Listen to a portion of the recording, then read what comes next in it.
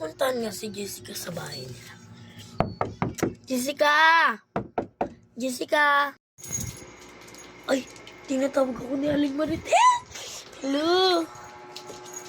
Si Aling Marites. O Aling Marites, maniningil ka na ba ng utang? O ano Jessica, ang tagal-tagal mo na hindi nagbabayad.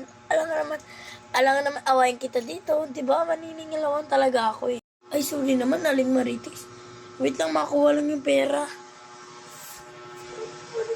Yung pera. Tignan ko kung may pera ko dito. So, ay, ito 100. Bigay ko na kay Aling Marites. O Aling Marites, ito na yung 100. Magbabayad ka naman pala. Ang dami pa pang inaano dyan. Sige na, alis na ako. Na-stress na ako sa iyo, ha? Ano, paano yun? Sara ko naman.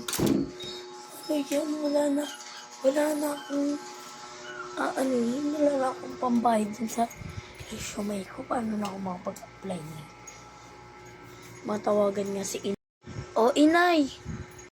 Ay, tumatawag yata si Jessica. Oh, hello Jessica. Ano na patawag? Anay, si Aling Marites kasi siningil ako sa utang na eh. Wala na akong pambayad ng resume. Paano ako makakapagtrabaho niyan? Oh, Jessica, makihingi ka na naman ng pera. Wala na akong pera dito. Palagi ka nang hihingi. Puro wala. Eh wala nga, Nay. Kasalanan ko bang wala?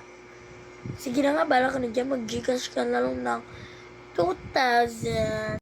Sige, Jessica. Na-stress na ako sa'yo. Nagpapariban ako dito. Tignan mo yung buhok ko. Sige na. Sige na, Nay. Babay na.